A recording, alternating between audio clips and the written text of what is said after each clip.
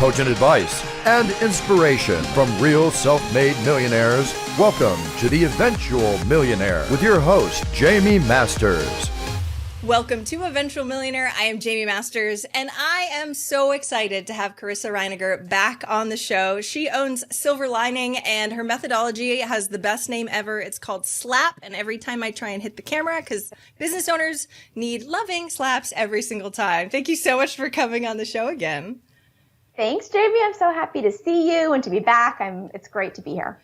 We were just catching up for a while because we haven't talked to each other in a really long time. And COVID has happened, let alone all the other 100 of other things that have been going on. And you work directly with business owners. So I want to sort of get a lay of the land of where you've been on the bumpy road of business ownership chit chats, because it's a landscape that is very varied at this moment. Yeah. I mean, listen, we could probably talk for 17 hours about that. The things that I think are worth just starting with, and then we can decide where we want to go, are probably three things. The first is that, we sort of jokingly say that it feels like we're running a small business ER, right? It feels like we're running in triage all the time, where it's chaotic and it's exhausting and there's a lot of emotion, and it feels like it's at risk, right? It's life or death. People are going to make it or they're going to break it right now. And I was actually talking to a doctor about this, just sort of as an aside. And he said, Carissa, one of the things that might help you is that when I was in med school, one of the things they taught us as an ER doctor is that you just have to focus on saving the life in front of you. If you think about everyone in all the beds, it's overwhelming, and you feel like you're failing no matter what you do, and you just feel like you're going to be defeated no matter what.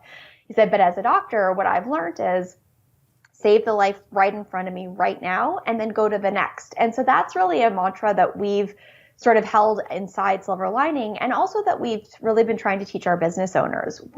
This is too big, right? There's too much going on. This is such a complicated time.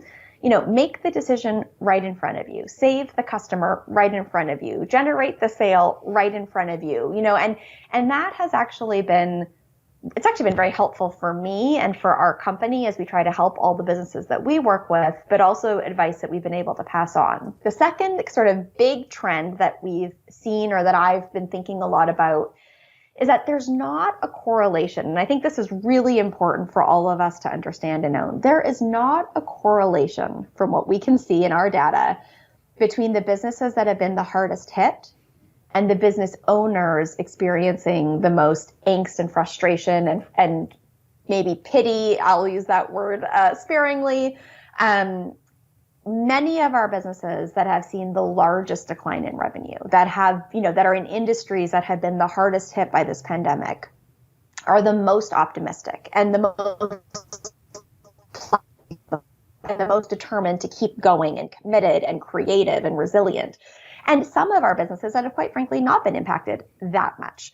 The business owners are operating from a place of frustration and anger and anxiety and all of these sort of negative emotions. And so I try to hold that really close to my heart and just constantly remind myself, whatever is true of my circumstances, how I react, how I respond is my decision. That is up to me. And really separating, which I think is important to do at any time, but especially this time, who we are as people from the businesses that we run, and figuring out the person we want to be versus, regardless of the reality of where our business is in this moment, is, I think, an incredibly critical element of this journey. And then the last thing that I would just say is that one of the things that I've really been reflecting on myself is that I really think the way out of this specific crisis is not going to be just by being super smart and having the best spreadsheets. And, we've been taught for so long that the best business leaders are the most charismatic or the most brilliant or the most whatever. And the leaders that I see that I respect the most are actually the most emotionally mature. They're the most humble. They listen a lot. They ask good questions. They're not heroes. They're not individualistic. They're thinking about the greater good and a community that they care about. And they're showing up from a place of service, not a place of self. And I hope, I don't know yet, the jury's still out, but I hope that what comes out of this pandemic is that the view that we have of ourselves as business leaders starts to change, and that we really do understand that the people who survive this pandemic, the businesses that survive, are going to be run by leaders who are of service, not of self, and who are thinking about the common good, not the individual. And listen, that's a big culture shift from the version of business that we had right before this pandemic. But I hope that that's the gift that this gives us. So those are just some of the quick things I can say. Preach, like I said, like, yes, definitely. Yeah. And there's so many things that we can dive into that I think are really important, because we do self-identify with our business, right? And if it's doing well, we feel great. And if we're not, and I love the quote, don't wish it were easier, wish you were better. But when it's really, really tough, it's like trigger after trigger after trigger. And then the negative spiral starts to happen, which again is an amplification of goodness, even though it feels like crap, because it's learning, right? And you're like, I can't handle this anymore. So therefore, right, it was always there under the surface in good times. And now it is very blatantly obvious on how much pain you are going through at this moment. And easier said than done, right? So easier said than done. Yeah, you have a whole piece on mindset when it comes to this, and if we know we need to get better, but we don't know exactly what to do, what do we do, Carissa? Tell us what to do.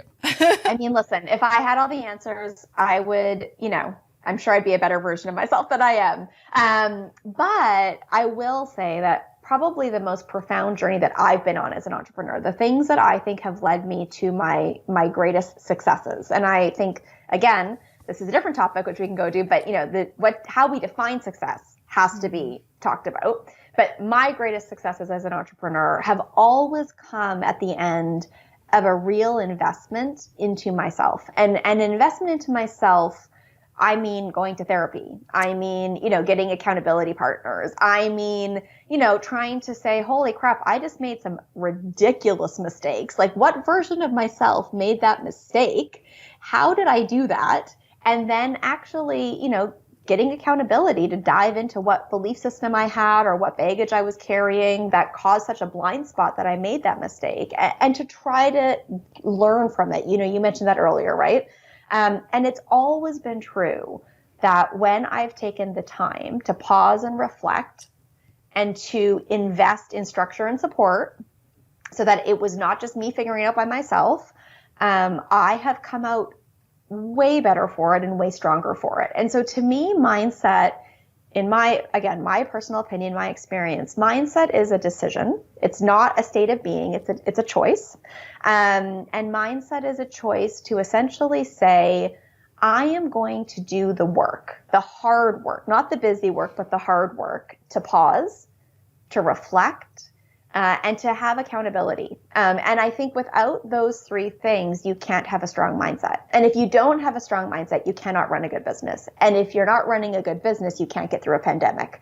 And so, and a good business doesn't necessarily mean that it's making $27 bajillion. A good business means it is sustainable. It has a strong enough foundation that you can survive 6 to 12 months of complete disruption, right? You have advocates and customers and employees that believe in it so much they stick by you when it does get hard, right? Like, that's a good business. And so I really do believe, though, that it starts with mindset. And I really believe mindset is a choice. And I really believe that that means we all have a choice to survive this. It's not up to the virus. It's not up to the government. It's not up to the economy. It's up to us. It really is up to us. Okay. So pausing.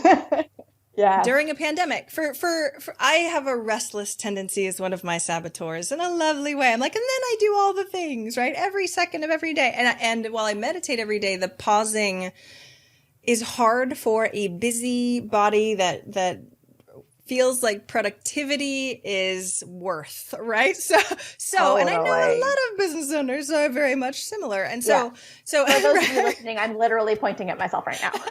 Well, and that's the thing, like, we have sort of a very similar personality overall, right? Visionaries are like, and then this, and then this, and we're big. And, totally. And the pausing is exactly the opposite of what our innate typical response is. So I love that you said that, because I know how important it is. But in the moment, how can we do that more, right? Do we set aside time? I know that's why the accountability, I'm sure, thing was in there, because we need somebody to slap us in order to do it. But tell me more about how you get entrepreneurs to do that. Yeah. And listen, I acknowledge, like all important things, right? This is hard. It's not like this just happens perfectly and magically. And so I think sometimes things like pausing are the hardest things to do, which seems counterintuitive. And I very much like you, I keep saying, practice what I need to practice what I preach, right? I'm probably my worst culprit. But what I've done recently, because I was not pausing enough, I got into my negative pattern, which is that I felt like the weight of the world was on my shoulders. And I felt like if I paused, if I rested, if I took time away from the doing, I would be letting other people down. That's my sort of go-to belief system. I cannot let other people down. I must keep going. I must keep going.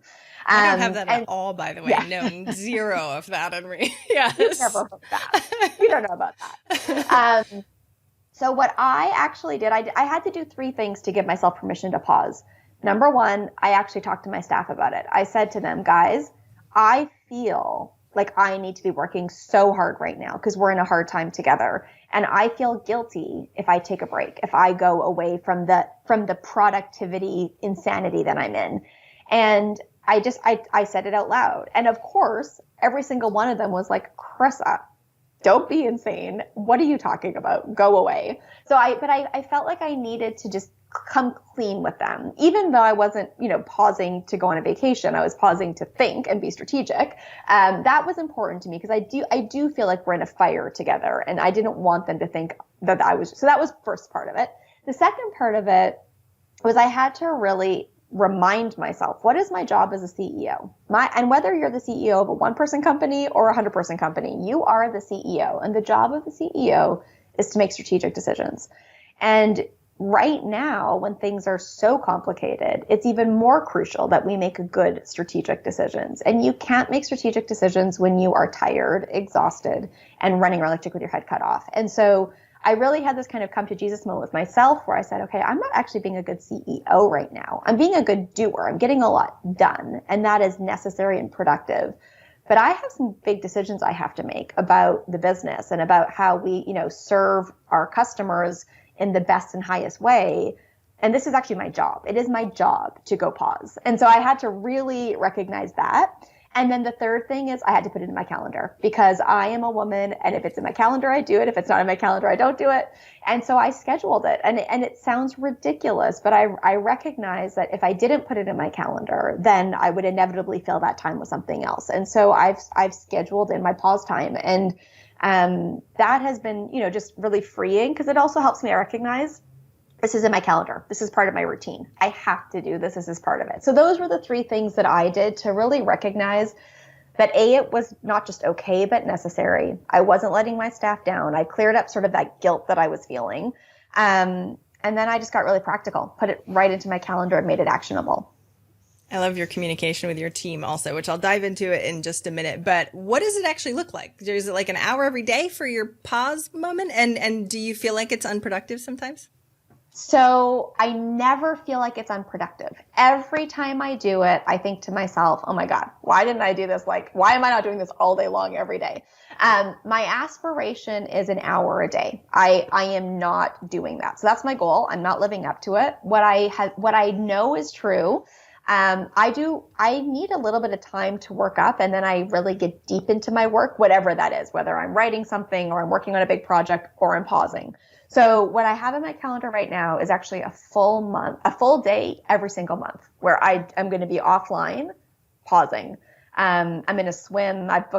We're actually in lockdown in Melbourne, but outdoor pools are opening in a couple of weeks. So I've already booked myself into pools once a week so I can go and swim, relax and think. And that's really it. So my rhythm is going to be a full day once a month. And then my goal is I'm trying to add an hour a day every day. And that's the kind of my volume of pausing. I really appreciate that. Well, because the aligned decisions, which is what we're trying to get to, right? The strategic, aligned, feels good, smart decisions. sometimes it takes a little bit to get into that state, especially because the other times you're kind of running around like a chicken with your head cut off, and our nervous system just sort of has to chill the hell out. Totally. And it's funny that you say swimming does that for me. Water does that for me. I don't know. It's very grounding and helpful, so I can know that I'm aligned better. Do you have any techniques that you use to know or get more aligned and back on track quicker? Because all we want is quicker, right? Totally. So like you, water does it for me. So whenever I'm on sort of a pause moment, I try to get myself to water, whether that's taking a bath, even just getting in the shower. Ideally I'm swimming or I'm by an ocean. I mean, that's sort of like the best of the best. So anything I can do to get myself to water, number one. I also know that I get inspired very easily by other people pursuing their dreams. So oftentimes if I want to start getting into reflection and pause mode, again, before COVID, I would go see theater. Theater is one of my favorite things in the world. And I can do anything after I've seen a play. I can change the world, and so I'm able to get really strategic so pausing could mean going and, being inspired. That is a really big thing for me. So before COVID hit, my regular pause routine is that I would swim in the morning. I'd take myself for lunch with my notebook and just write anything that came to mind. I'd go to a matinee on Broadway. And then I'd spend from like 5 p.m. to 10 p.m. just with my notebook writing. And I literally got more done in that one day than I think I used to get done in 5 years of strategic thinking. I mean, it really was powerful. So in absence of some of those things, now I think about, okay, well, what video could I watch that would be 10 minutes and would just be, people giving it their all to pursue their dreams, that would just remind me of why I care about what I do so much, and then move me right into sort of strategic pausing. So for me, it's sort of like that combination of restoration and inspiration. How do I give myself the space for those two things and then open my brain to, pause and strategy? I really appreciate that. And it sounds like there's no distractions during that day also, which again seems to be the incongruency where I'll have clients go and they're like, yeah, but then I took my phone. I'm like, oh no, because that's not going to, right? Interruptions or just in general being on. Totally. Is harder. Totally. I have been trying and I have been failing to do a 1 day no tech day since COVID started, 1 day a week.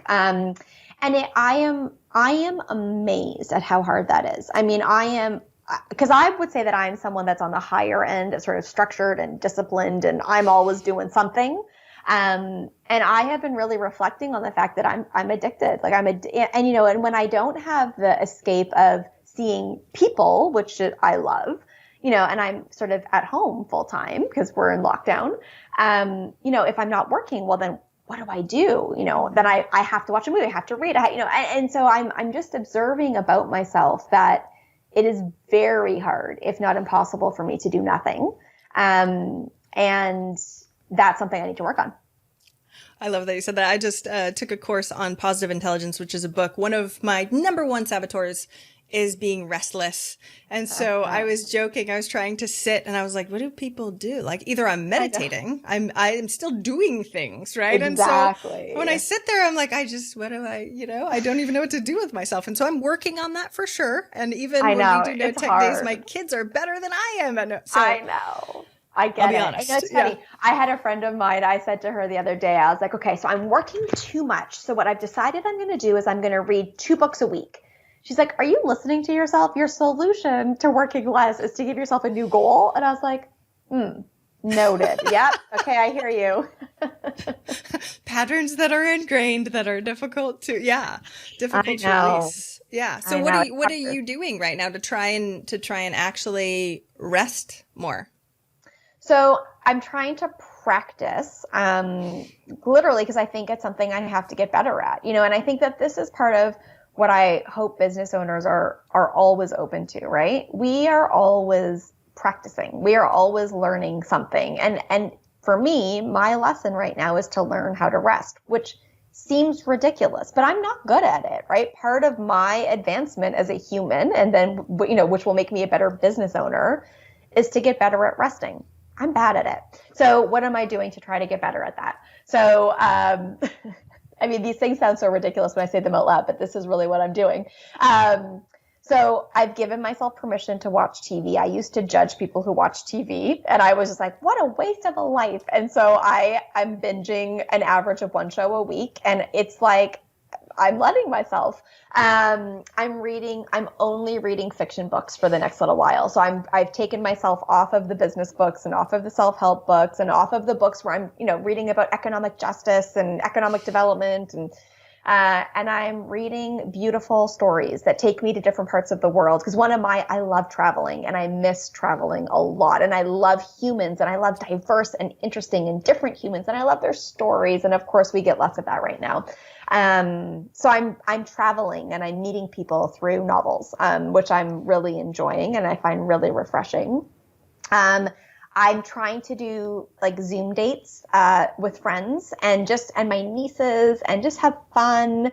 I'm trying to plan activities for my friends. One of the things that brings me a lot of joy is just gathering people, and it doesn't feel like work for me. It's almost a form of meditation, just bringing people together and creating a little activity or fun. And so I've been trying to do more of that and just not let the limitations of, the world we're in stop that.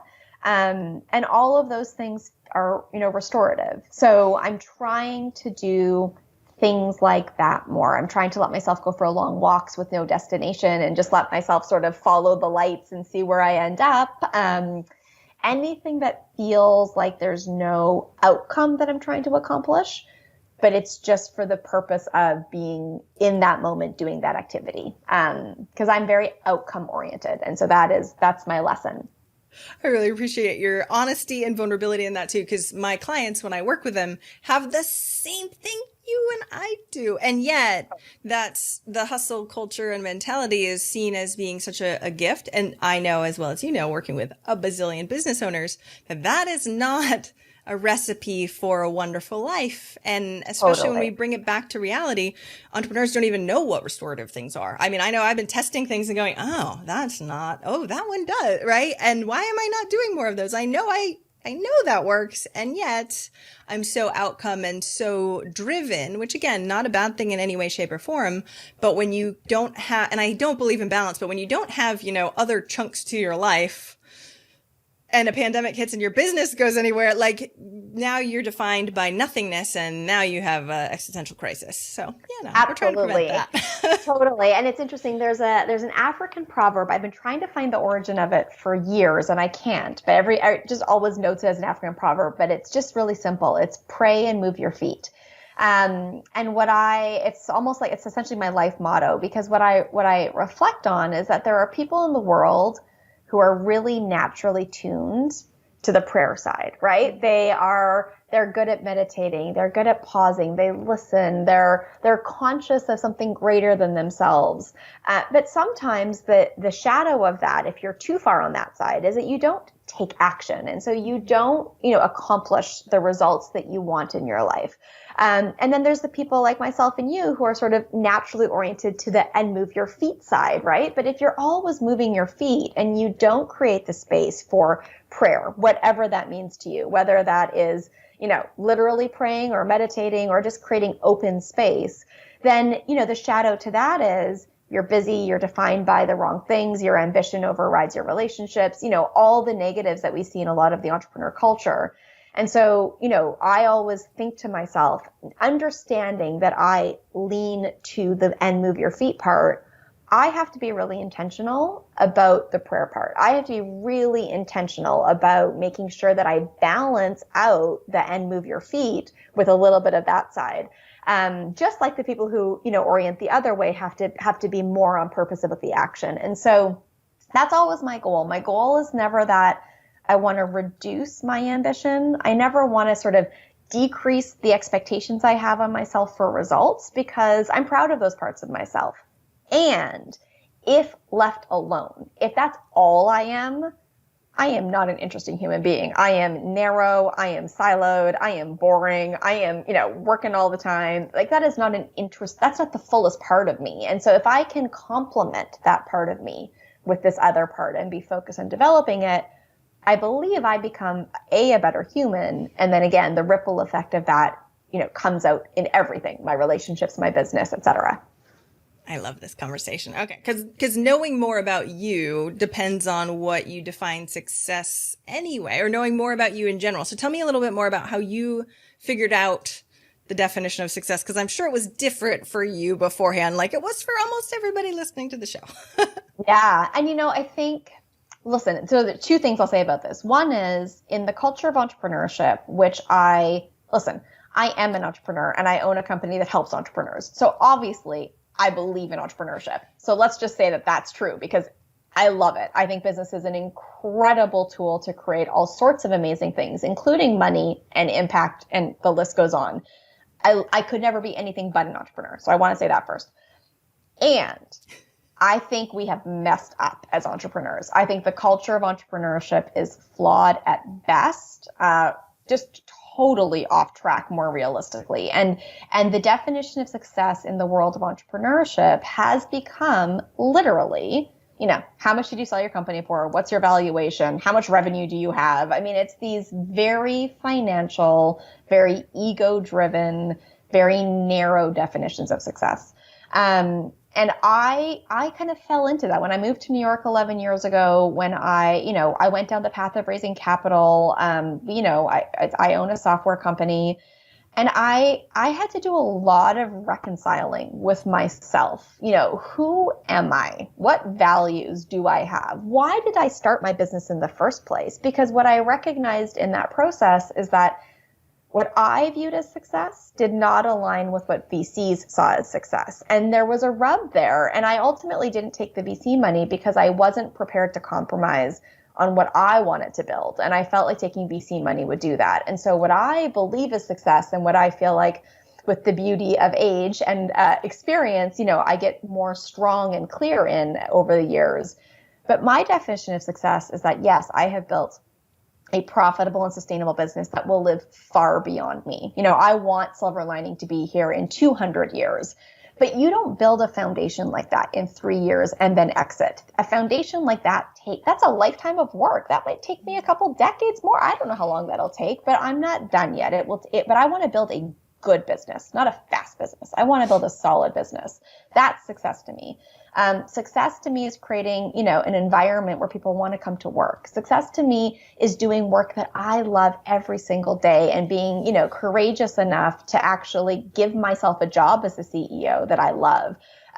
Success to me is knowing that because of my business, not only was it financially sustainable, but the world is better, that, systems of injustice were challenged because of the business that I built, not charity, not philanthropy, but justice.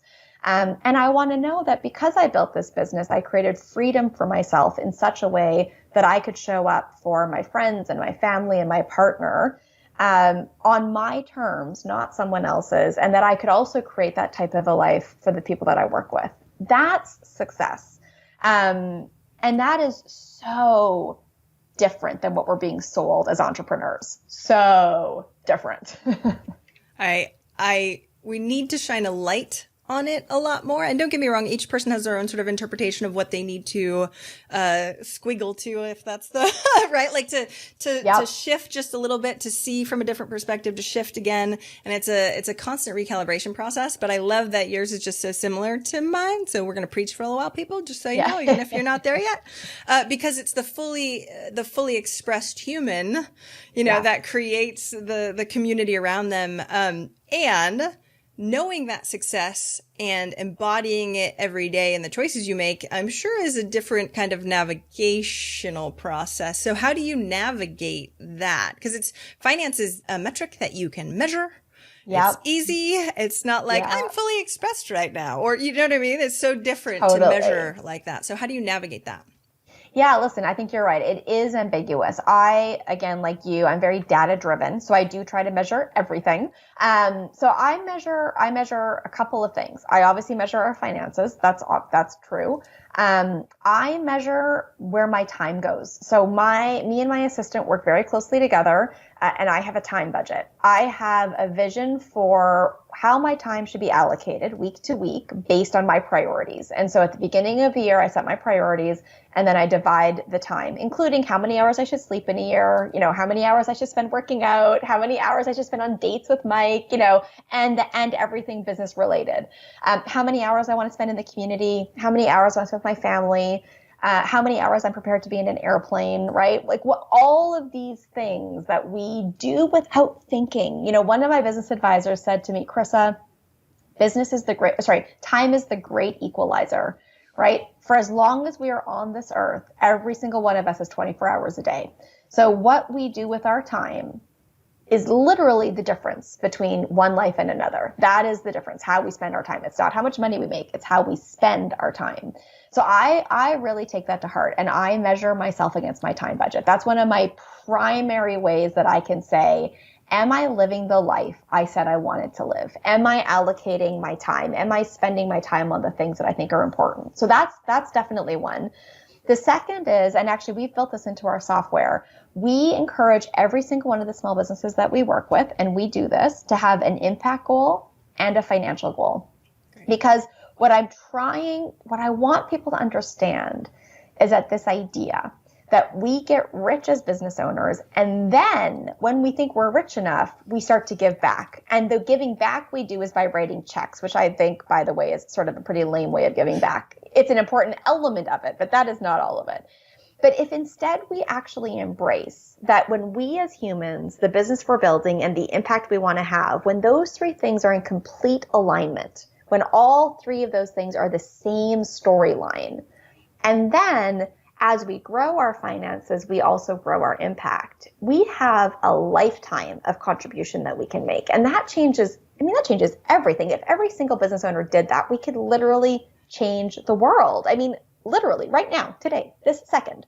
And so I have an impact goal that I'm always tracking, multiple actually, and then my financial goals. So I'm tracking my time against my time budget, my impact goals, and my financial goals. And I look at those three side by side because all three obviously are correlated.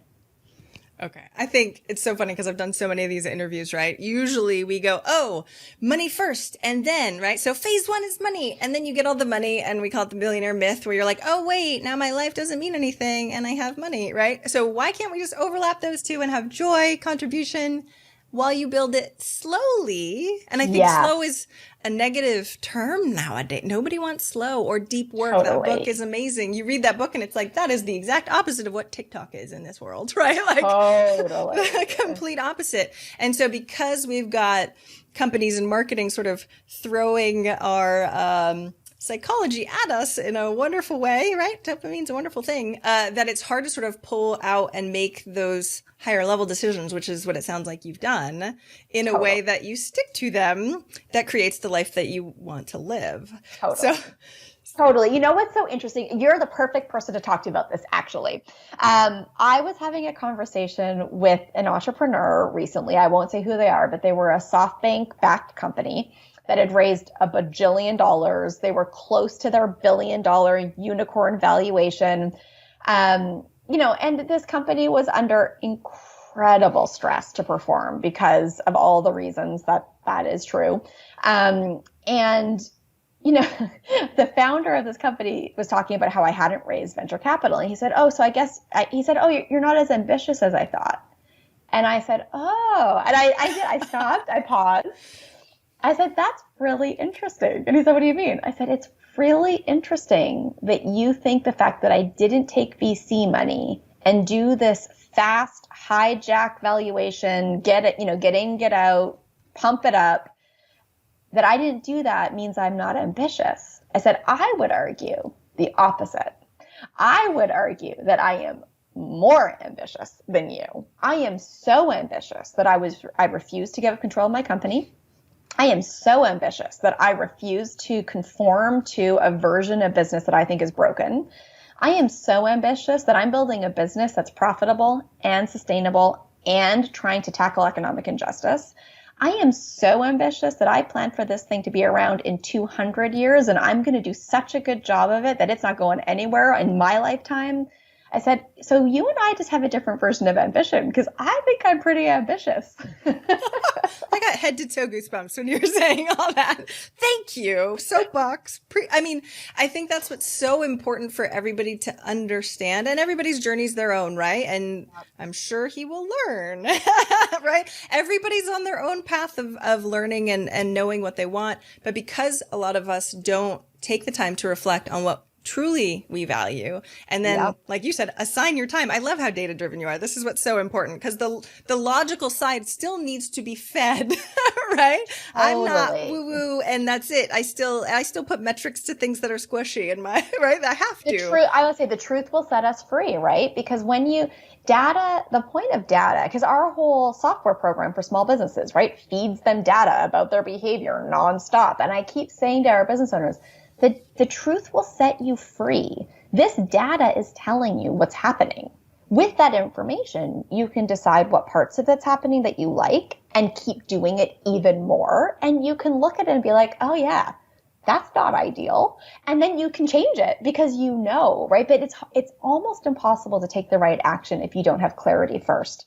And so data gives us clarity. Clarity gives us all the things that we need to make good decisions and then move into the right action. And if we don't have the clarity piece and we're just in action all the time, then we're just running around like chickens with their heads cut off, hoping, praying, and wishing that maybe something will work. But if we have the data piece of it, and then we can make good decisions, our action is going to be 100 times more effective. And so I always say, and like you, I'm super woo-woo, right? Give me all the spirituality teaching and give me all of it. And I am incredibly practical. I want to see the data, and then I want to implement against it, and then I want to measure what worked and what didn't, and then I want to learn and grow constantly. And if we can, again, pray and move our feet, right? But the data informs even how to move our feet better. Both sides of truth, the data truth and the internal truth, and they match up, and then you actually have more of a happy life instead of ending up somewhere and going, oh, wait a minute. And a lot of things are guesses. But when I was looking at your site, you have a pay what you want. So tell me a little bit more, both about the SaaS product that you have, but also about the decision to do that. Yeah. So I've been on a journey to really understand, and I've always said, but what is the role of business in justice? And, we obviously live in a moment in time right now where there is a lot going on. And 2020, for better and worse, I think for better, is forcing us to look at the economic injustice in the world, the racial injustice, the social injustice. There is so much injustice in the world, and we cannot not look at it right now. It is in our face, and it needs to be in our face. We've got to look at it. So I have been examining, and a lot of people find this uncomfortable, and so we'll go there, and then we'll let people figure it out. I'm white. I was born to a middle-class family in Canada. My university education was $4,000 a year, so we could afford to pay it. I had access to good health care growing up. I never thought about it. I'm privileged. I've got a lot of privilege in my life. And so did I work very hard to get where I am? Yes. Did I have any silver spoons? No. Do I have a trust fund? No. But did I start ahead of the game than a lot of other people start? Yes.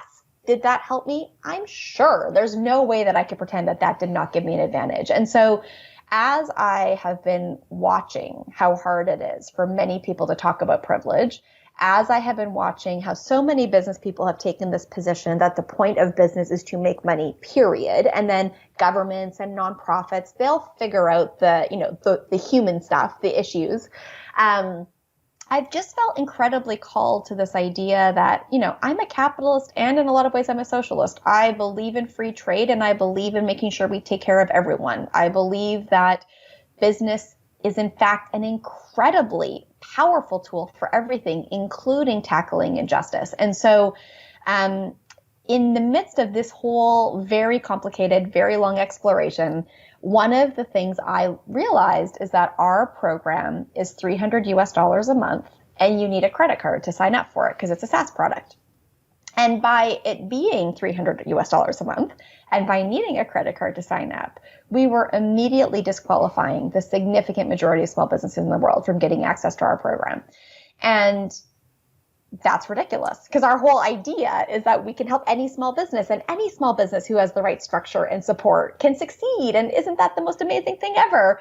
But by nature of just by being a regular tech company, we were disqualifying people. So before COVID, we put in place a pay what you can policy, which essentially said, if you come from an economic reality where you do not have $300 a month, not you're a business making $500,000 a year and you don't want to pay $300 a month, but you live in somewhere in Africa and your annual revenue is $40,000 US, and that's a good revenue for a business in Africa, but you can't pay $300 a month, then you pay what you can. You name the amount, no strings attached, dignified process. You don't have to prove it.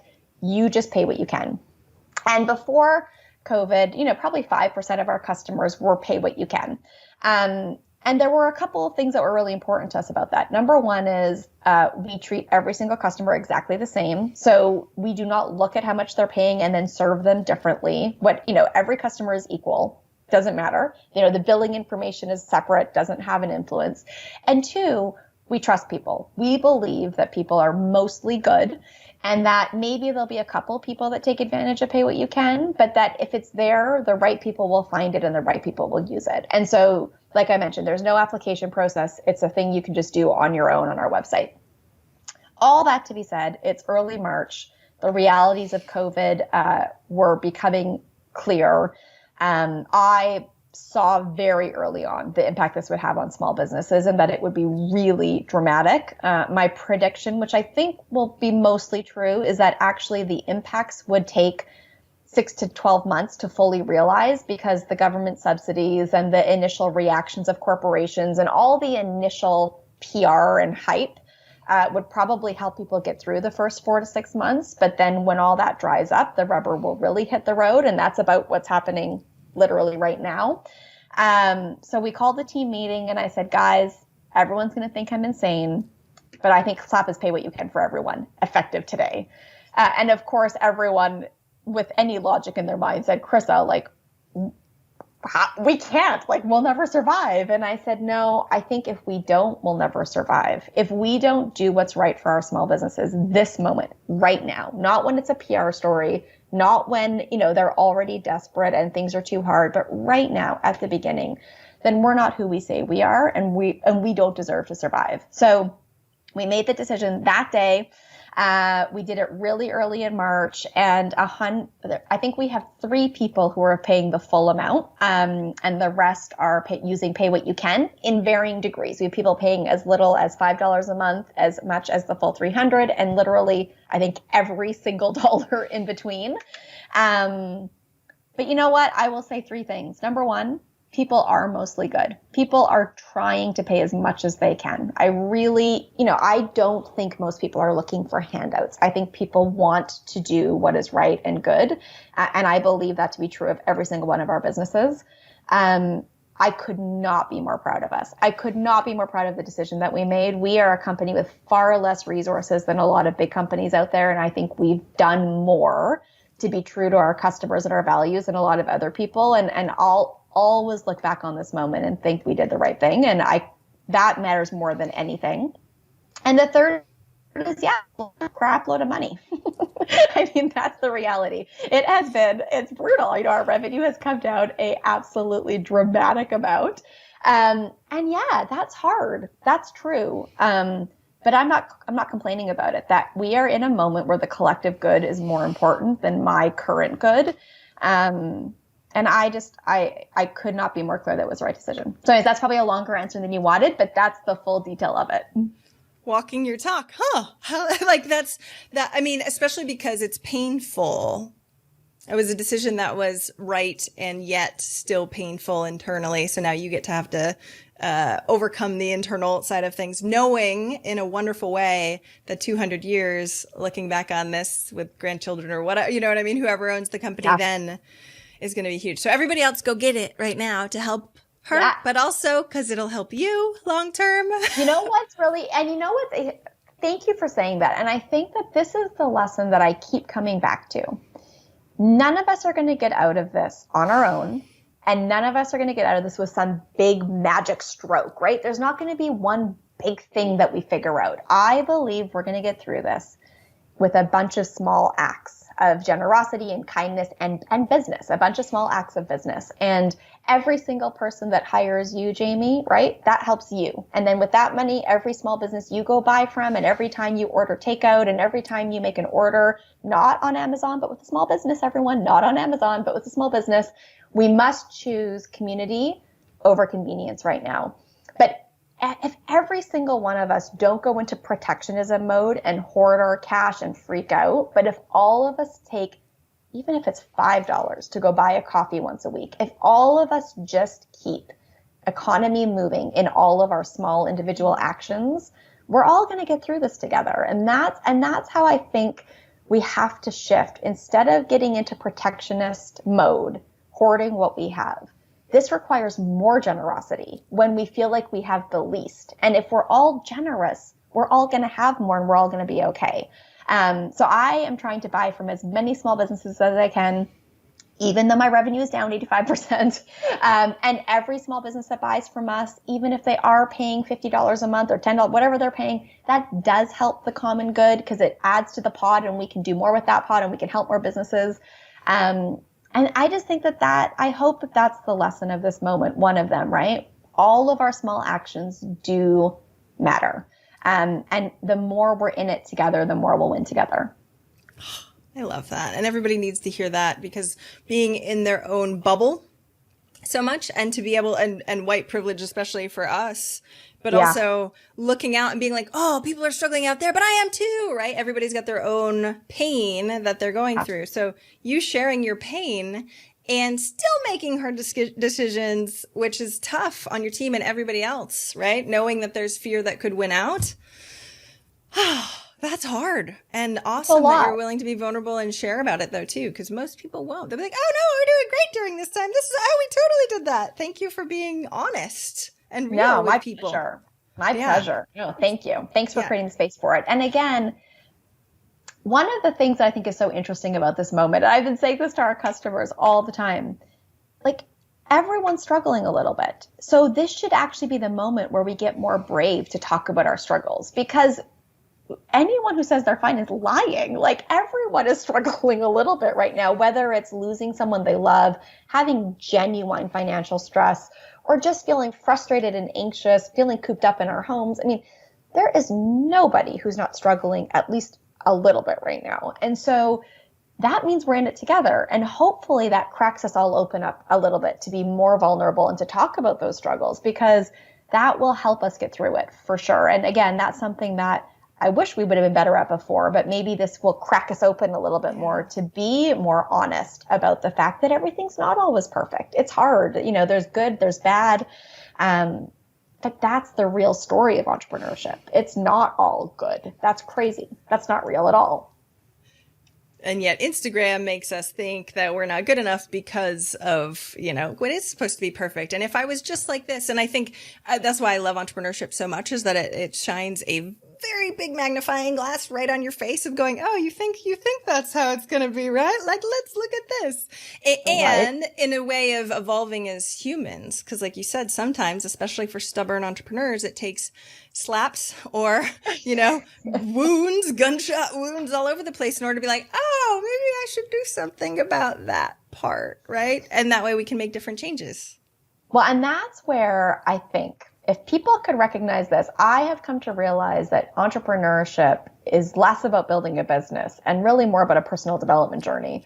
Yes, I'm building a business. Yes, of course. And I love it. And it's so fun and I'm passionate about it. Actually, though, if I'm being honest, right, all of my strengths are exposed in an outsized way. So that means I've got to work on my ego, because there's lots of opportunity for ego to get out of control. So that gives me that opportunity.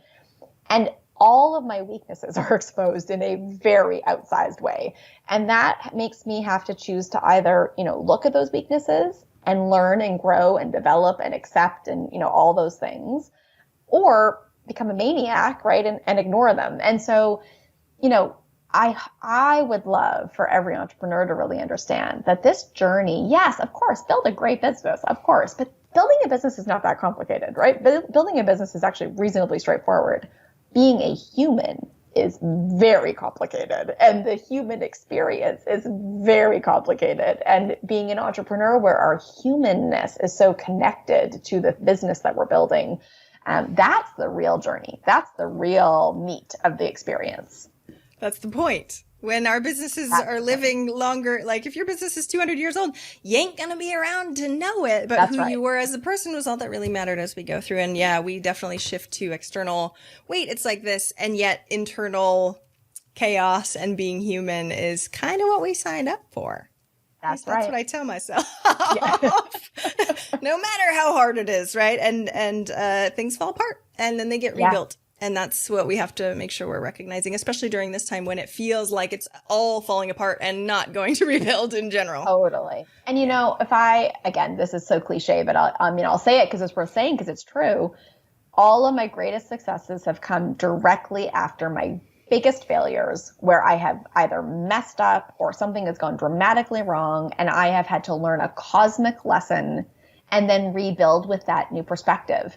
And every one of my biggest breakthroughs, my biggest moments, my biggest ahas, my best financial years, my best personal years have come right immediately after something terrible, in my mind, terrible happening. And so, imagine what's going to be after this for all of us. That's what I keep thinking, right? When the world is breaking at this degree, what it must be paving the opportunity for will blow us away. And so at an individual level and at a sort of macro global level, I feel hopeful. I feel like we're doing the hard work we need to do right now to hopefully move into something that is so much better.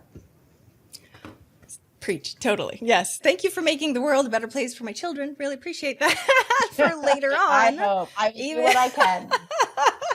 Well, avoiding pain is so easy, but it ain't the path. And that's what I lived most of my life being like, I can just avoid. It's great. I can just, shove everything down and keep, nope. Life, good old life will get you. Totally. Every single time. It'll get us, right? And that's what I try to embrace. Again, I am not perfect at this. I'd say I'm like 25% good at this. I've got a long way to go. But, what I keep learning through my mistakes is either I head into the pain or the pain will eventually get me, right? And so it usually looks better when I go into it, when it's of my own accord. And again, I think I only do that 25% of the time. So that means that the pain is coming and getting me 75%. So in my lifetime, I'm going to keep getting better at that. But listen, it's there. And so we either deal with it of our own accord or it comes in other forms. But it's much better when we do it of our own accord. Yes. And we are all on this bumpy, very bumpy path together. So sharing about how bumpy it is a gift instead of going, hey, I didn't feel a bump. No, that wasn't anything. Oh, I'm sure nothing's going on right now. So again, thank you very much for your vulnerability and honesty and all that stuff. I know we have to start wrapping up, but I need to have you back on the show. I know, so again. sad. I know. Anytime. And my last question is always just hilarious when I have conversations like this, which are more and more and more, thankfully, nowadays. But what is one action listeners can take this week to help move them forward towards their goal of 1 million? And let me just preface the 1 million so that the impact and everything else and who they are as a person is 1 million times better. So go ahead. Love that. I love that.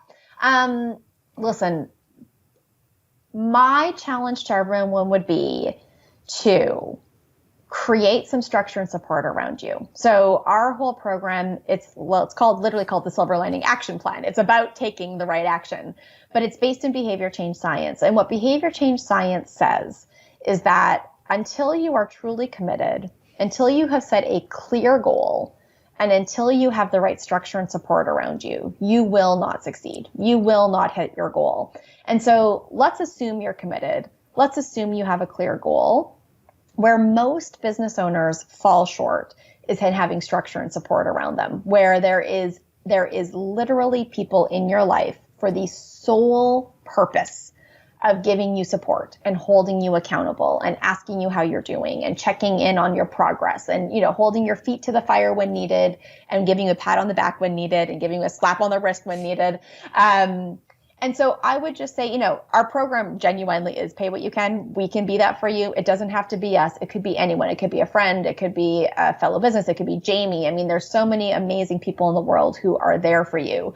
But be intentional to add one person or program or structure or class you go to, but don't just have goals.